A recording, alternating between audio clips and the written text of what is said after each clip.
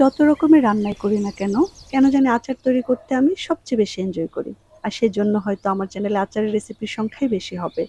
যারা আমার মতো আচার প্রেমী রয়েছেন, আজকের রেসিপিটি তাদের জন্য। আসসালামু আলাইকুম দর্শক, যে যেখান থেকে দেখছেন সবাইকে জানাচ্ছি আন্তরিক শুভেচ্ছা। আজ আমি আপনাদের সাথে শেয়ার করব কাঁচা আমের একটি ইউনিক রেসিপি, কাঁচা আমের ক্যান্ডি মোরব্বা।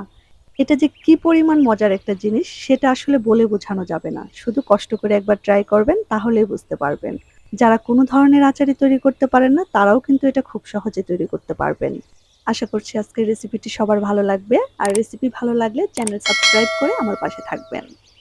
ক্যান্ডি মোরব্বা তৈরি করার জন্য আমি এখানে 4টি বড় সাইজের আম নিয়ে নিয়েছি। আমি আমগুলোর খোসা ছাড়িয়ে নিয়েছি।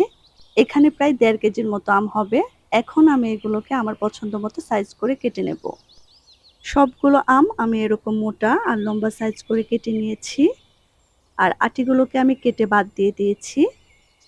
আপনারা আপনাদের ইচ্ছে অনুযায়ী যে কোনো সাইজ করে কেটে নিতে পারেন। এখন পর্যাপ্ত পরিমাণ পানি দিয়ে দেব। পানিতে দিয়ে দেব 1 টেবিল চামচ পরিমাণ চুন। চুনটা পানির সাথে খুব ভালোভাবে গুলিয়ে নিতে হবে। আর চুনের পানিতে আমগুলোকে ভিজিয়ে রেখে দিতে হবে 2 থেকে 3 ঘন্টার জন্য। 2-3 ঘন্টা পর চুনের পানি থেকে আমগুলোকে উঠিয়ে নিয়ে পরিষ্কার পানি দিয়ে 2 থেকে 3 বার খুব ভালোভাবে ধুয়ে নিয়েছি। এখন পানি ঝরিয়ে নিয়ে দিয়ে দেব 2 কাপ পরিমাণ চিনি। চিনিটাকে আমের সাথে খুব ভালোভাবে মিশিয়ে নিতে হবে। আর মিশিয়ে নেওয়া হয়ে গেলে ঢাকনা দিয়ে রেখে দিতে হবে 30 মিনিটের জন্য।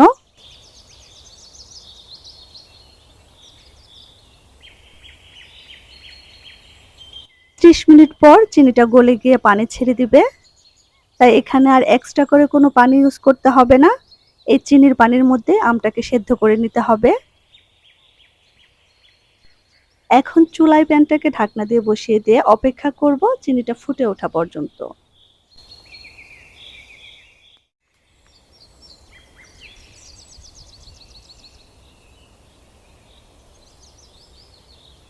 দুই থেকে 3 মিনিট জাল করে নেওয়ার পর যখন চিনিটা ফুটে উঠবে তখনই দিয়ে দেব স্বাদ মতো লবণ।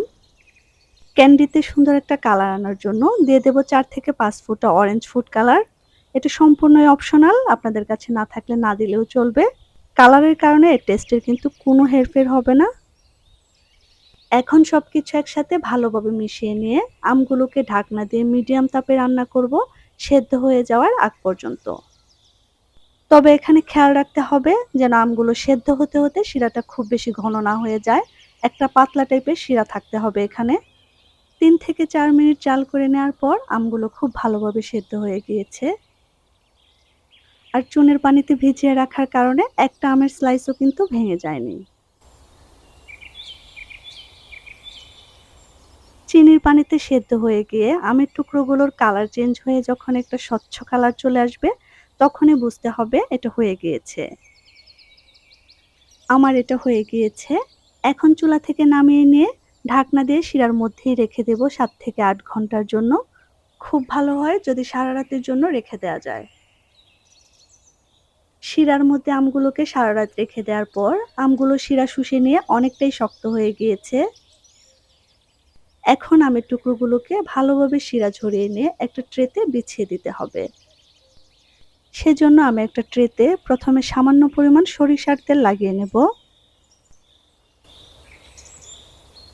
তারপর একটা একটা করে আমের টুকরো নিয়ে ট্রেতে সমানভাবে বিছিয়ে দেব। আমি সবগুলো আমের টুকরো 2টা ট্রেতে সমানভাবে বিছিয়ে নিয়েছি। এখন এগুলোকে রোদে শুকিয়ে নেব 2 থেকে 3 দিনের মতো। চাইলে চুলার নিচে দিয়েও শুকিয়ে নিতে পারেন।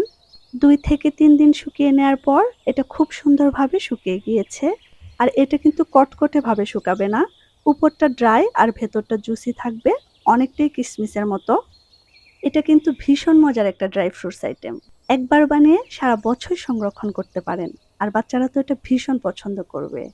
আমার বাসার সবাই এটা এত বেশি পছন্দ করেছে যে আমি ভিডিওটা আপলোড দেওয়ার আগেই সবাই মিলে সবটা সাবার করে দিয়েছে। আর উপর থেকে কিছুটা গুঁড়ো চিনি মাখিয়ে নিলে এটা খেতে কিন্তু আরো বেশি টেস্ট লাগে। আশা করছি আজকের রেসিপি সবার ভালো লেগেছে। আর রেসিপি ভালো লাগলে আমার চ্যানেলটি সাবস্ক্রাইব করতে পারেন অথবা আমার ফেসবুক পেজটি ফলো করতে পারেন। আর রেসিপি সংক্রান্ত কোনো প্রশ্ন থাকলে আমাকে কমেন্ট করতে পারেন, আমি অ্যান্সার করার ট্রাই করব। আমার চ্যানেলে আরো অনেক আচারের রেসিপি দেওয়া রয়েছে, চাইলে একটা ক্লিক করে দেখে নিতে পারেন। যেমন ধরেন কাঁচা আমের টক ঝাল মিষ্টি আচার, কাঁচা আমের কাশ্মীরি আচার, কাঁচা আমের মুরব্বা আচার, তেল ছাড়া কাঁচা আমের মিষ্টি আচার, আমের চাটনি আচার ও আমলকির মুরব্বা আচার। আজ তাহলে এ পর্যন্তই। আল্লাহ আমাদের সবাইকে ভালো রাখুক। আসসালামু আলাইকুম।